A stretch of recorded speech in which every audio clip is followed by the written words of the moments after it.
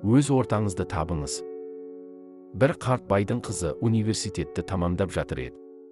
Әкесі оған үлкен сыйлық жасағысы келіп, ұзақ жылдар бұрын сатып алған көзінің қарашығындай сақтап жүрген гаражындағы машинасын әкеп оған сыйлыққа береді.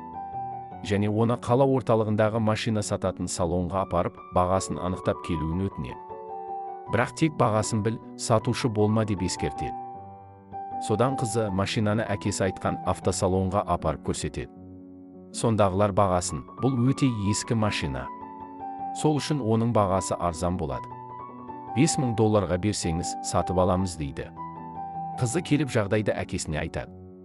Әкесі ертеңіне қала орталығында ескі машиналарды сатумен айналысатын автосалон бар екенін, соған апарып бағасын біліп келуін сұрайды.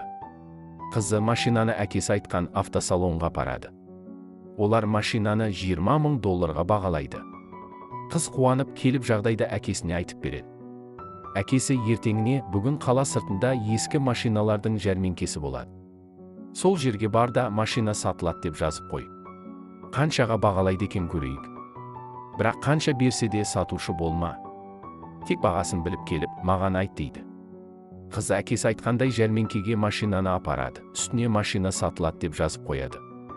Барғаннан адамдар бірден машинаның айналасына жиналып, оның бағасын $20000 бастайды да, қыз сатпаймын деген сайын көтеріп, $200,000 дейін көтереді.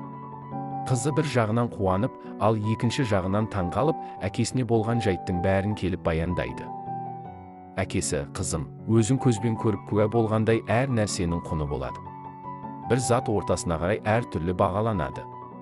Тек өз ортасында ғана оның құны шынайы бағасына сатылады дейді. Оқы. Ойлан. Орында 2 кітабынан алынды. Кітапқа тапсырыс беру үшін биодағы сілтемені басыңыз.